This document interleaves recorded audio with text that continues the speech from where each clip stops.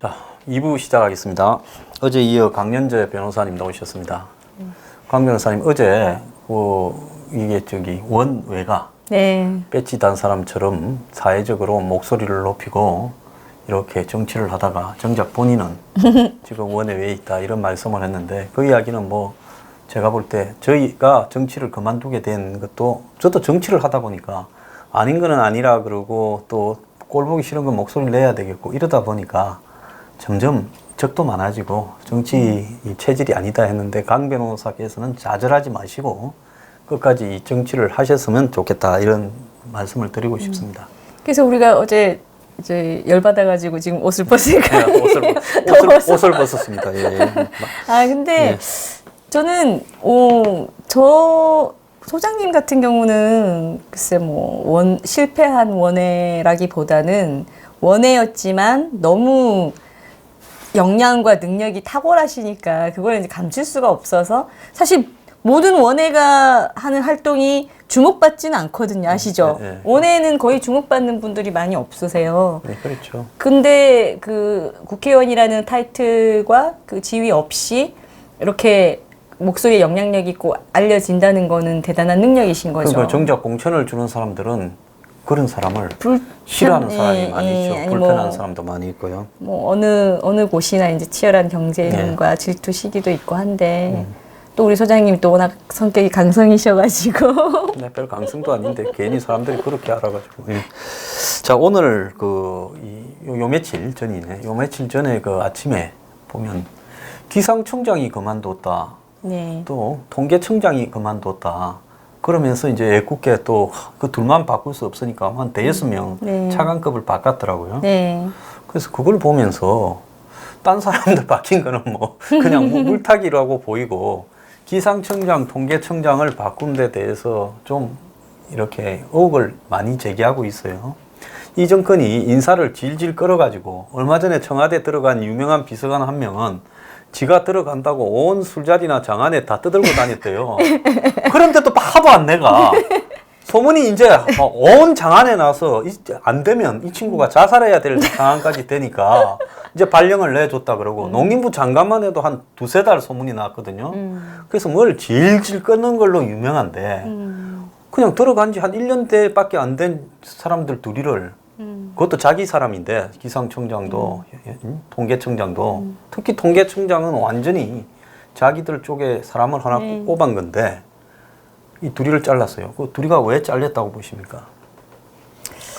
근데 보통 기상청이나 통계청 같은 곳은 그 기관의 특성상 그 정권에서 뭐 예의주시해서 자르고 말고 자체를 하는 것과는 좀 거리가 먼 기관이거든요. 정치가 없는 기관이죠. 그러니까, 숫자만 합치면 되고 날만 예고하면 되는데 그게 정치하고 뭔 관계가 있겠어요? 하는 업무 자체가 기술적이고 전문적이고, 그리고 그곳의 청장, 수장이라고 하면 특별히 정치 바람을 탈 일이 없어서 본인들이 한 인사를 굳이 뭐 그것도 이제 개인 사정이 있어서 그만두겠습니다 한 경우가 아니라 뭐 경질의 방식으로 한다는 거는 자신들의 뽑은 인사를 갖다가 어쨌든 모양새가 안 좋게, 또 그분 입장에서 상처가 되겠죠. 그렇게 해서 내치는 거기 때문에 그럴 이유가 잘 없는데 했다는 거는 뭐 언뜻 들으면 대부분 사람들이 어떤 사건들을 떠올릴지는 좀 알 것 같아요. 기상청을 청장을 자를 이유는 최근에 그 태풍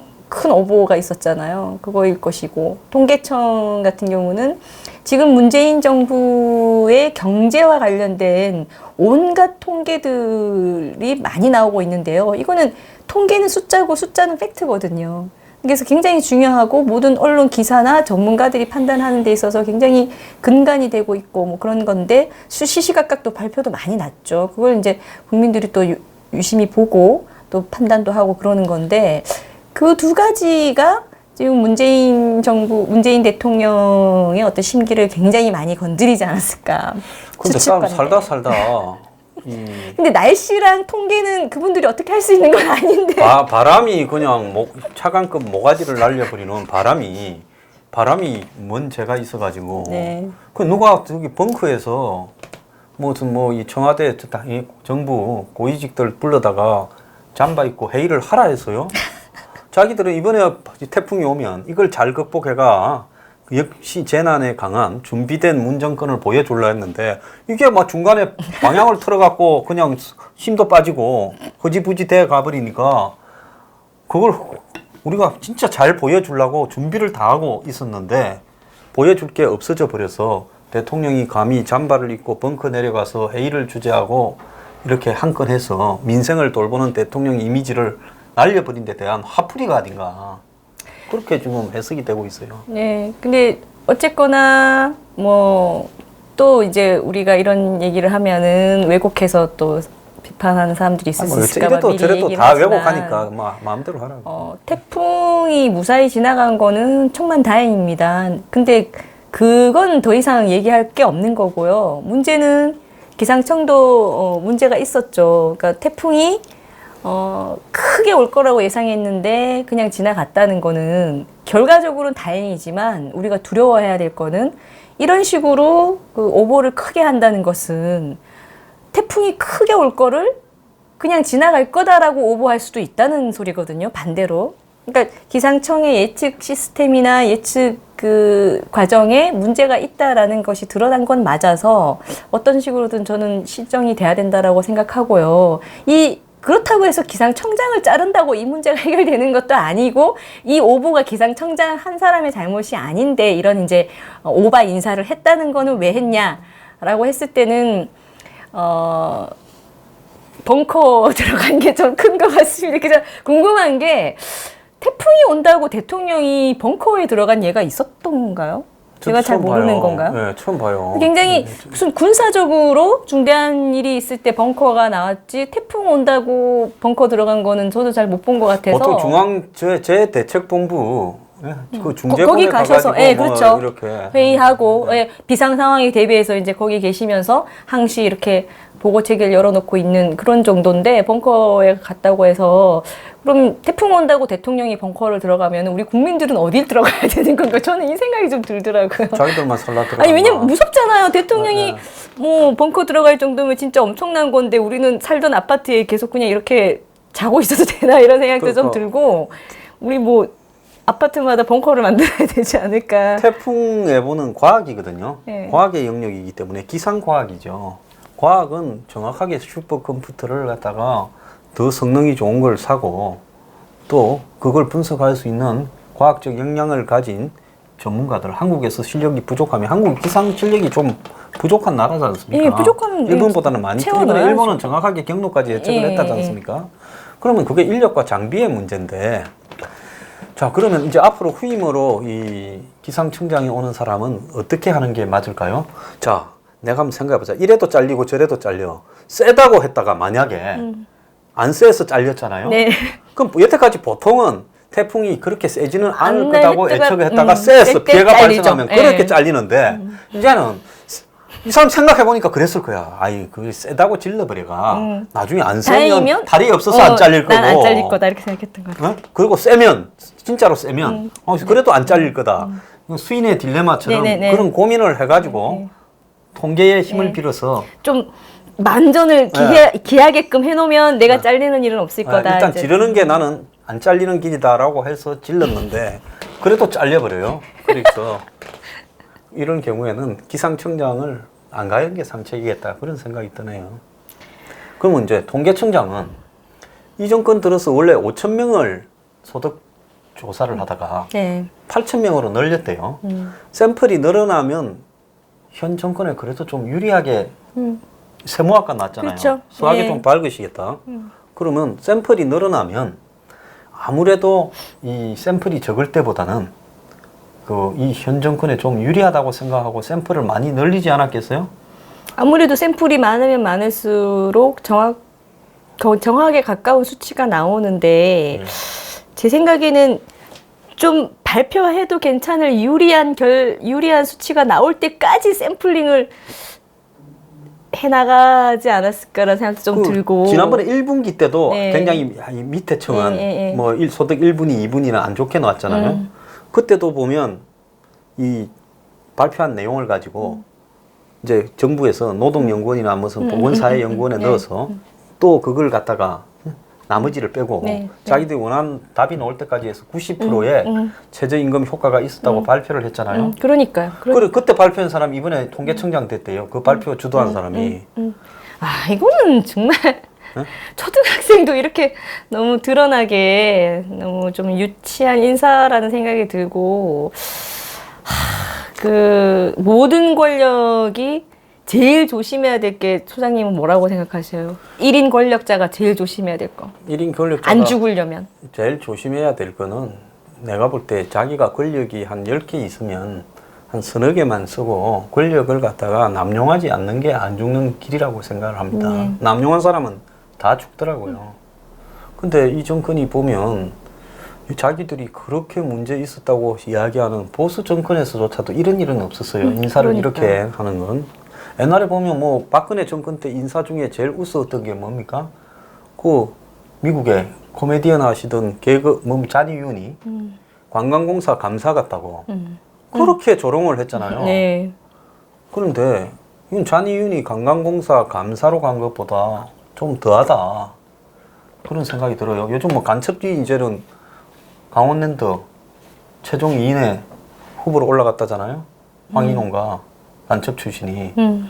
그래서 이 그러니까 이 정권은 그냥 남에 대해서는 전혀 신경을 안 쓰는 것 같아. 체면이나 뭐 양심이나 이런 게. 아니, 저는 불과 1, 2년 전에 지금 민주당 의원들, 뭐 문재인 당시 국회의원 그분들이 그때 당시 정부를 향해서 그렇게 했던 말들이 본인들 입에도 생생할 텐데 너무 진짜 철판을 깐 것처럼 뭐 100보, 200보 더 나가는 행동들을 하니까 제가 아까 너무 이거 정말 이런 빨갱이 같은 행동을 하는 사람들이 있구나 이 말씀이 안 나올 수가 없더라고요. 근데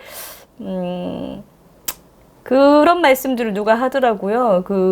우리가 이제 뭐 진보와 보수라고 칭할 수 있다고 치면 원래 진보는 한 가지의 딱 통일된 가치와 소신 가지고 똘똘 뭉쳐야 된대요. 그게 그것과 다른 건 적으로 삼고 투쟁의 대상으로 삼고 섬멸시켜야 하는 대상으로 삼고 자신들이 선이고 최선의 목표이고 이 하나의 가치가 중요하다 이렇게 간대요. 근데 기본적으로 보수는 전통적으로 좋았던 어떤 가치들, 전통, 우리 경험칙상 지켜야 한다고 생각되는 것들 그런 것들을 지켜가면서 점진적 발전하자 이런 주의이기 때문에 그런 것들은 여러 개가 있거든요. 그리고 다수의 의견을 존중하고 자유를 존중하고 그래서 기본적으로 그렇게까지 가지를 않는데 지금 이 정권 제가 빨갱이스럽다라고 했던 것이 본인들이 아니면은 다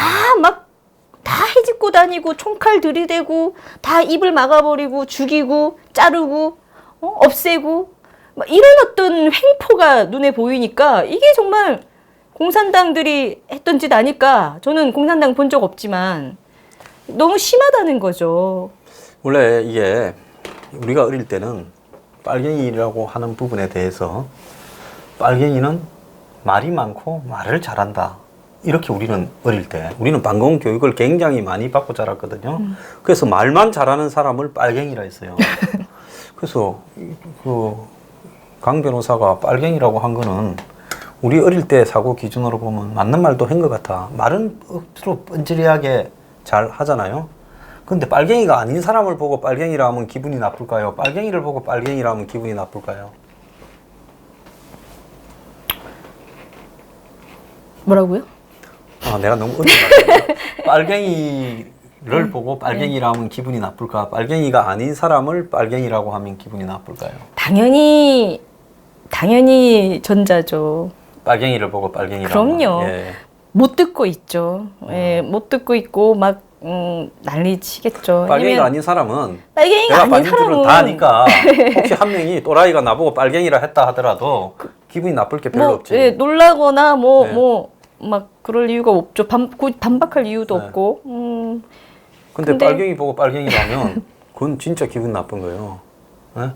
근데 제가 얘기했던 그 공산당 빨갱이스러운 사고, 빨갱이스러운 행동, 경제도 지금 빨갱이 같이 운영한다 이런 것에 그 빨갱이는 약간 그 홍위병하고 좀 가까운 개념인 것 같아요. 아까도 말씀드렸듯이 자신들만의 그 가치, 뭐 자기들이 옳다고 생각하는 거 목표 하나 외에는 전부 다 쥐잡듯이 잡고, 다 막 강제로 뺏어서 강제로 주고, 입을 막아버리고 잘라버리고, 배제시키고, 뭐 이런 횡포가 진짜 지금 이 항상 민주화 인권과 막 서민과 자유를 얘기하고 그랬던 이분들이 이렇게 국정을 운영할 줄, 그 인권 변호사 출신이셨던 문재인 대통령이 이런 것들을 용인할 줄, 또는 뭐 지시도 하시고 했을 텐데 이렇게 할 줄은 솔직히 저는 생각도 못했어요. 그래서 25일 날, 26일 너무 날 달라요. 보니까 문 대통령이 민주당에 보낸 영상 메시지에서 민주당 전당대회에 뭐 이대로 그냥 간다. 계속 꿋꿋하게 경제 정책에 대해서 네. 그런 걸 암시를 했고 26일 날은 장하성이가 패러다임을 전환하는 과정에서 고통이 있더라도 그대로 밀고 가겠다는 거예요. 그래서 자기들은 자기 머릿속에 들은 무슨 색깔들을 실험한다고 그렇게 하는지 모르겠는데 그 고통은 국민들부터 느끼잖아요. 네. 지금 없는 사람부터. 내가 지금 희한한 게 송파대교에서 모녀가 투신했다. 네. 기사가 나왔어요. 코리아 헤럴드에 영어로 번역된 기사도 있어. 근데 그 기사가 싹 사라졌어. 모녀가 투신을 해서 엄마는 죽고 딸은 다쳐서 병원에서 살아났는데 그 다음에 50대 한 여인이 이혼을 한 여인이 애 둘이를 데리고 키우다가 최저임금으로 식당이 도저히 당신 안 인력을 된다니까 줄여야 돼. 이렇게 자르니까 딴 데 자리를 구하다가 하도 안 구해지니까 요즘 그럴 거예요. 다 자르는데 그런 누가 분들 쓰겠어요? 많아요. 예. 그러니까 이 사람이 막 동생한테 가서 하소연을 하다가 어찌 살지 모르겠다가 자살을 해버렸어요. 남은 애 둘이는 할아버지가 데려갔다는데 그거라든지 또 무슨 뭐 40대 가장 한 명이 이렇게 금도 도장을 하다가 장사가 안 되고 이래가지고 이제 폐업을 하게 되면서 일가족을 다 데리고 자살을 했는데 애 3명하고 이 와이프는 죽고 자기만 약을 먹었는데 살아나서요. 그래서 지금 곳곳에서 이 무너지는 소리가 들리는데 이 사람들을 이거는 그냥 고통이라고 추상적으로 표현을 해요. 장하성이 재산이 얼마쯤 되는 거 아시죠? 제가 있잖아요. 얼마 전에도 이 최저임금 얘기하면서 좀 세게 얘기를 했어요. 그 장하성 실장님이 그 기자들이 막 달라붙어서 막 최저임금 관련돼서 막 얘기 묻고 있고 막 그렇게 하는 그런 영상도 이제 계속 나가는데 제가 그런 얘기를 했어요. 지금 저렇게 웃을 때가 아니다.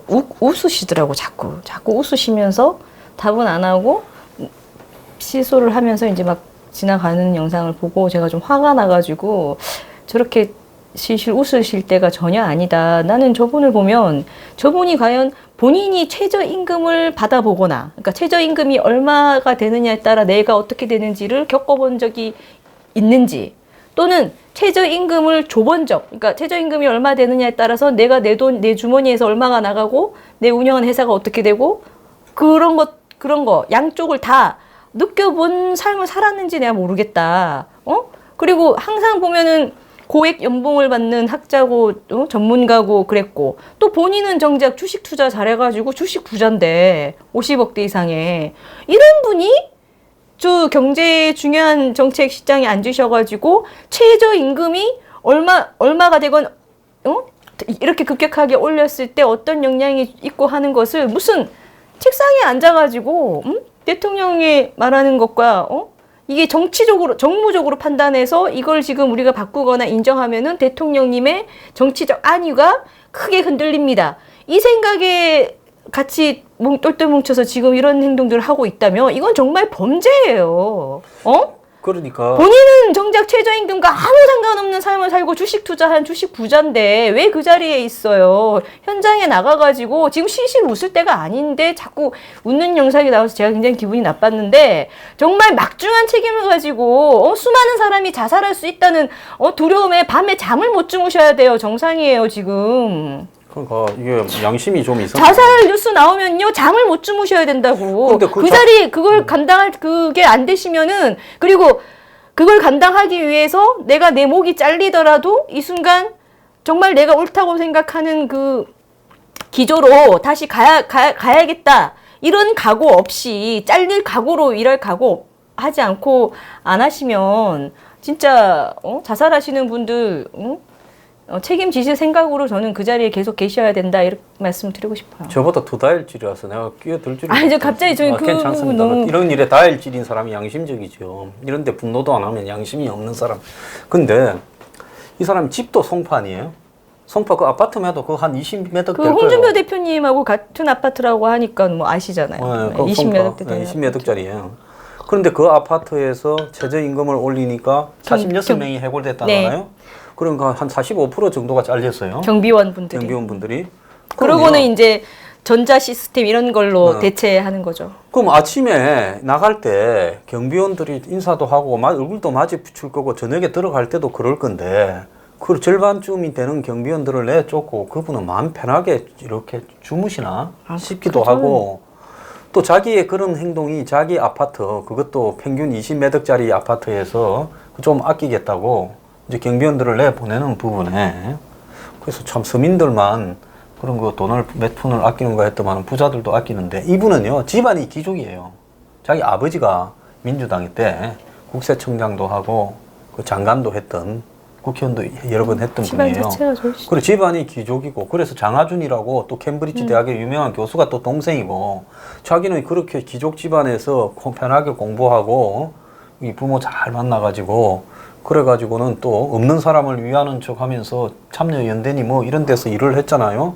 그런데 자기가 그 사람들을 위한다면서 했던 실험적 그 패러다임 변화라는 게 뭐예요? 국가 정책을 실험하는 거죠. 누구를 상대로? 없는 사람들을 상대로. 그러면 거기에서 없는 사람들의 고통이라는 거는 죽음이거나 뭐 이런 건데. 다시 회복될 수 그 없는. 남의 그런 고통을 우리가 흔히 이 실험용 쥐를 가지고 그 뭐 별 실험할 것도 없는데도 막 토끼니 쥐니 개를 갖다가 수천 마리씩을 죽이지 않습니까? 그런 거 하는 것처럼 지금 국민이 실험용 동물이냐? 그렇게 패러다임 전환을 한다고 고통을 감내라면서 연말쯤 되면 좋아질 거라. 그러면 이 방송 들은 장하성 실장이 연말쯤 안 좋아지면 자기 목을 걸어놓고 강남 사거리에 내가 연말 가도 경제가 안 좋아지고 더 엉망이면 내 목을 잘라라 이렇게 할 용기는 있나? 제가 묻고 싶어요. 제 말씀이 그 말씀이에요. 아니 상황이 이렇게까지 될 때는 정말 현장에 죽기 직전에 있는 사람들을 최대한 많이 만나보시고 본인이 그 최저임금과 관련된 어떤 리얼한 삶을 경험하면서 사신 게 아니라면 지금이라도 그 리얼한 현장에 처해 있는 분들을 최대한 많이 만나보시고 그 심각성을 깨달으시고 본인이 슬슬 웃으시면서 그냥 한번 해봅니다. 그때 가면 나아지겠죠. 기다려보시죠. 이러고 있을 때 누군가는 피눈물을 흘리고 어떤 가정은 박살이 나고 자살을 하고 있어요. 그러면 그 무게감을 좀 국가의 녹을 먹고 그 자리에 있는 사람으로서 그 무게감이 조금이라도 느껴진다면 진지한 자세로 나와서 언제 무슨 생각으로 이걸 계속 이렇게 하고 있는 것이며 언제까지 할 것이며 어떻게 책임지겠다. 나도 밤잠을 못 자고 있다. 이 정도 말은 나와야 되지. 지금 그 자리에 지금 웃으면서 그냥 연구하고 실험하는 그런 자리 아니잖아요. 좀 완전히 좀 생각을 바꾸시던가 그럴 게 안 되시면 빨리 자리를 내놓으시던가 둘 중에 하나를 좀 하셨으면 좋겠습니다. 그게 그래도 이 나라 사시면서 많은 걸 그래도 누리고 경제적으로나 뭐 그렇게 해 오셨던 분으로서 같이 사는 우리 서민들에 대한 최소한의 예의가 아닐까. 그리고 그 자리에 있는 분으로서 저는 오히려 거기에 맞게 좀 하셨으면 좋겠습니다. 어제 박원순 시장은 그 옥탑방 갔다 오더만은 강북을 부동산을 올리는 걸 발표하더니만 어제는 겁을 먹었는가 또 용산하고 용산하고 여의도 여의도 개발은 중단한다 보류하고. 그래요. 그 양반은 어디다 또 이게 잘못 꽂혀가지고 부동산에 꽂혀가. 사실 문정권이 부동산을 겉으로는 억제하는 척하면서 실실 올라가는 부분에 대해서 노타치로 그냥 있었는데 이 박원순 시장이 이제 강북을 그렇게 불을 땡기고 문재인 경축사의 8.15에서 용산 개발 문제에 힘을 실어주고 이래가지고 확 불이 붙었잖아요. 그러니까 평당 1억이래요. 이제 평당 1억. 이 평당 1억짜리 부동산을 만들어 놓고 이제는 자기들이 감당이 안 되니까 또 한 일주일도 안 돼서 저렇게 중지한다고 발표하는데 저는 무슨 생각을 하고 있을까 봅니까 저 사람? 저는 모르죠. 예? 나 갑자기 저 부동산을 어디 싱가포르 가서 배워왔나? 싱가포르 가더만 저렇게 갔다 와서 저런 소리를 계속해요. 아니 그 강북 옥탑방에 한 달 있으신 건 조차 저는 왜 그러셨는지 모르겠는데. 아니, 그래서 갔다 오고 난 다음에 서민의 삶을 걱정하는 뭐 여러 가지 고민을 해서 발표할 줄 알았는데 한 달 있고 다음 날 발표하는 게 내려온 다음 날 지난주 월요일 날 부동산 올려서 강북 인프라 투자하겠다라는 그게 뭐 부동산 올린다 그 신호부터 막 일주일 사이에 지금 엄청나게 올랐어요. 네. 그래서 계약했다가 계약금 그냥 떼먹어도 좋다 안 팔겠다고 지금 한다는 거 아니에요. 왜 더 올라가고 있으니까. 근데 저는 그 위정자가 그리고 운영을 하고 책임을 지는 사람이 그런 퍼포먼스를 할 시간이 없어요. 시간이 없다고요. 강북 어떤 옥탑방 하나 빌려가지고 기자들 불러놓고 거기 옥탑방 올라가는 거 하며 거기서 선풍기도 안 틀고 부채질하면서 있으면서 그런 게 왜 필요해요? 강북의 상황은요.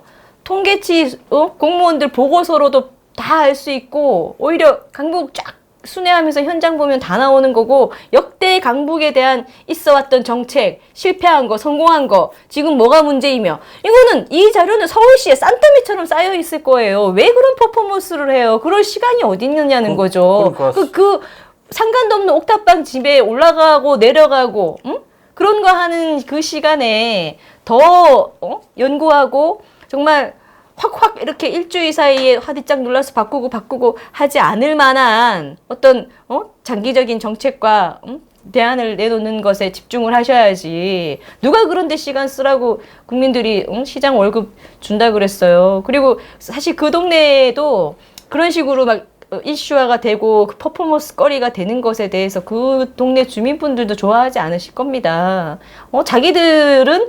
그분들은 거기가 삶이거든요, 삶.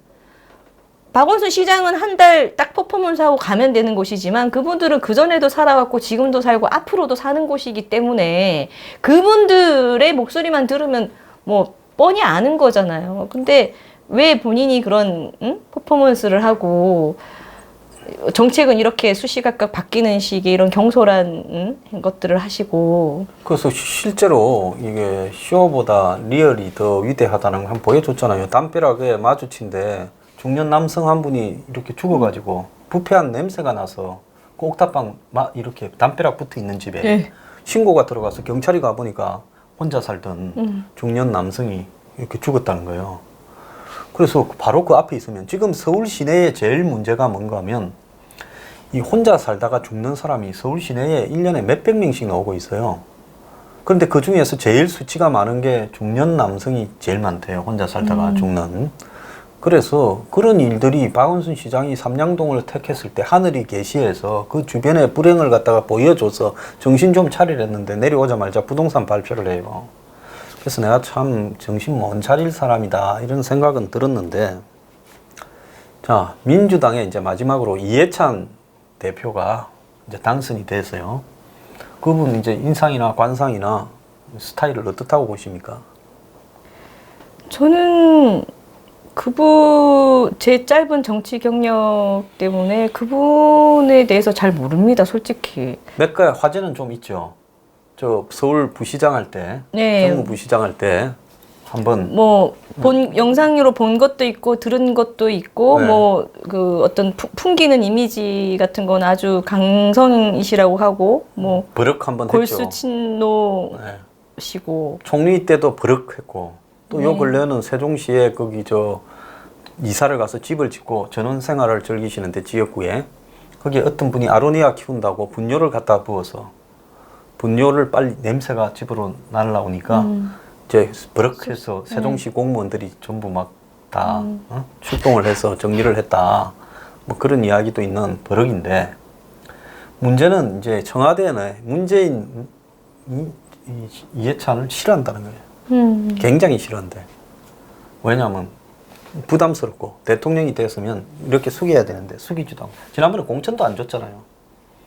제 생각에는요. 그 이해찬 지금 대표시니까 이해찬 대표님의 속마음을 제가 말씀드리기는 어렵지만 뭐 그분의 살아온 경력이나 보여줬던 모습, 문재인 대통령의 어떤 살아온 과정이나 성격 그런 걸 봤을 때 이해찬 대표님은 속으로 왠지 속으로 문재인 대통령을 뭐 한참 아래로 보지 않을까.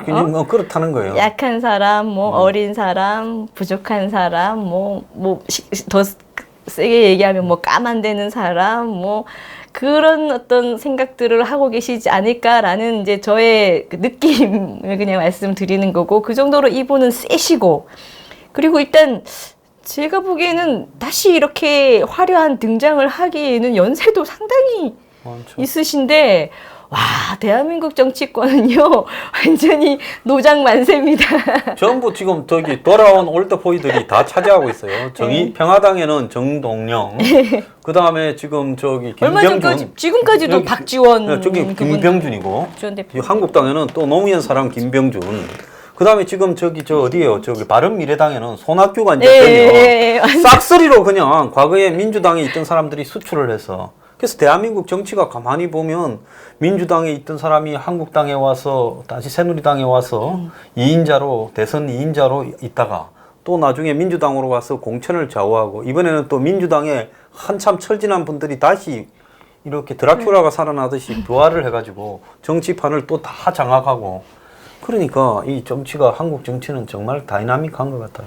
근데 저는 솔직히 이제 100세 시대라고 말씀들 하시니까 저도 뭐 그 노모를 모시고 살고 있는데 저희 어머니가 오래 사셨으면 좋겠어요. 그래서 정치건 어디건 나이 가지고 뭐 뭘 하지 마라 하라 옳지 않다 이렇게 말할 건 전혀 아니라고 생각합니다.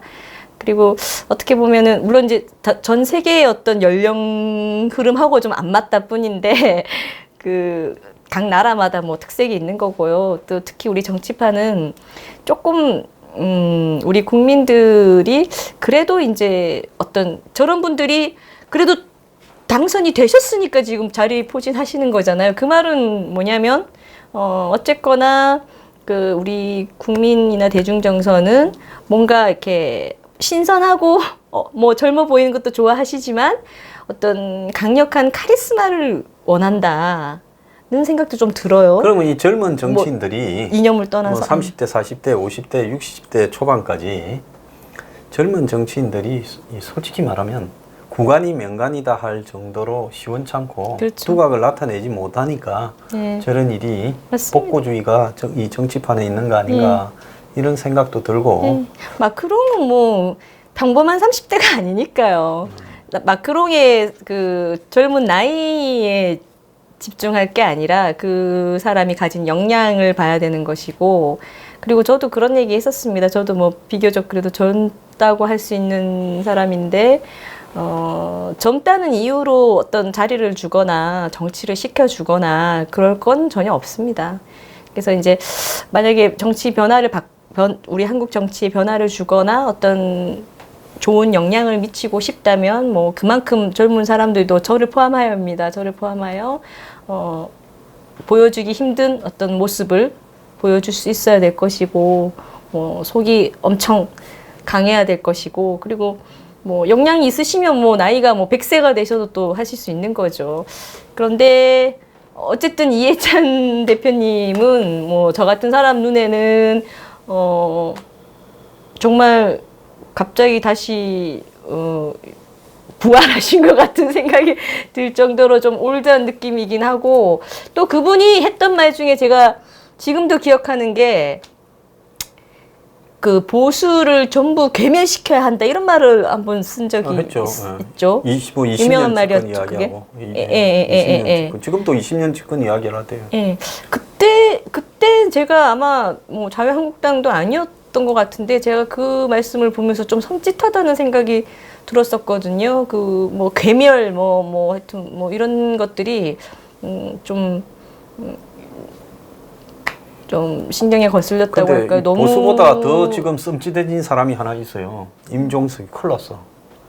그 과거에 2012년에 이 대선이 있던 해에 총선이 먼저 있었는데 임종석이 한명숙 밑에 사무총장을 했어요. 공천권을 다 갖고 하려는데 이해찬이 잘라라 하면서 치고 나서가지고 문선거의도 가세하고 독한 사람들이 다 가세해가 결국 임종석 주변에 문제가 지적이 되면서 자기 공천도 못 받고 원외였는데 내쫓겼거든요. 맨몸으로 내쫓겼어요. 그런데 이번에도 보면 청와대가 지금 주목해야 될 거는 뭐 우리가 20년 뭐 지금 그걸 가봐야 하는 이야기고 그건 자기 소리고 주목해야 될 부분은 뭔가 하면 청와대가 분명히 이해찬을 원치 않아서 김진표를 밀어보다가 김진표가 하도 안 뜨니까 송영길을 밀어야 되나 하고 갈등하는 사이에 이해찬이 생각보다 표를 많이 얻었어요. 42점 몇 프로를 얻었어요. 그러니까 차이 많이 압도적으로 났어요. 이루어졌어요. 예.